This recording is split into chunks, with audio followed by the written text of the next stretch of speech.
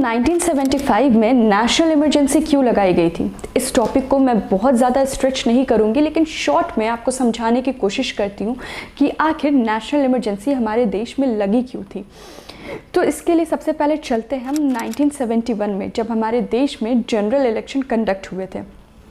उस इलेक्शन में कांग्रेस पार्टी और इंदिरा गांधी भारी बहुमत के साथ सत्ता में आए थे। लोकसभा के 518 सीटों में से लगभग 352 सीटों पे कांग्रेस की ही जीत हुई थी। तो अब इमरजेंसी लगाने की सिचुएशन कब से अराइज हुई? वो डेट था 12 जून 1975 का।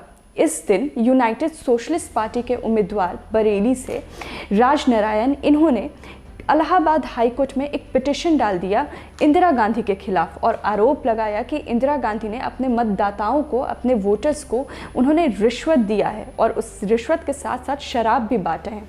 और ये भी आरोप लगाया कि इंदिरा गांधी ने इस पूरे इलेक्शन के दौरान वायु सेना के विमानों का बहुत ही दुरुपयोग किया है, गलत इस्तेमाल किया है।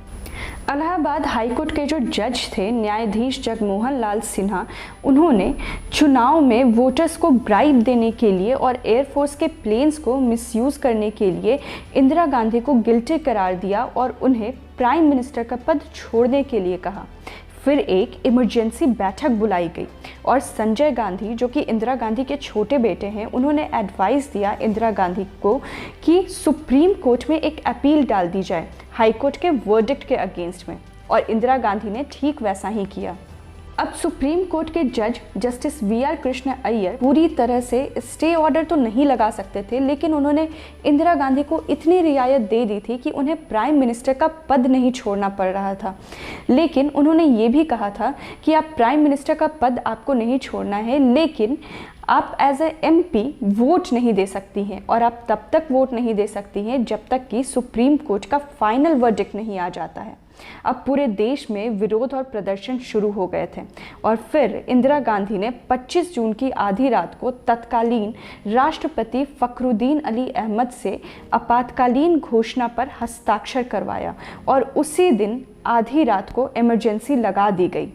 और इसके पीछे का कारण देश में आंतरिक अशांति बताया गया। अब इमरजेंसी लगाते के साथ ही जयप्रकाश नारायण, अटल बिहारी वाजपेयी, लाल कृष्ण आडवाणी, मोरारजी देसाई जैसे जितने भी विपक्षी नेता थे, उन सभी को जेल में डाल दिया जाता है। कुछ वरिष्ठ पत्रकारों को भी जेल में डाल दिया जाता है। पत्रकारों से उनकी स्वतंत्रता छीन ली जाती है। उस वक्त अगर कोई भी व्यक्ति इमरजेंसी के खिलाफ अगर अपनी आवाज़ उठाता है तो उसको भी जेल में डाल दिया जाता है। उस इमरजेंसी के टेन्योर के दौरान लगभग 11 लाख लोगों को जेल में डाल के सज़ा दी जाती है। ये जो इमरजेंसी स्टार्ट हुई थी 25 जून 1975 में, ये जाकर के एंड होती है 21 मार्च 1977 में। तो दोस्तों, अब तो आप इस इमरजेंसी की पूरी कहानी समझ ही गए होंगे कि आखिर ये इमरजेंसी लगाई क्यों गई थी। अगर आपको ये वीडियो अच्छी लगी हो तो हमारे चैनल को लाइक करें, शेयर करें और सब्सक्राइब करें। मिलते हैं अगले वीडियो में।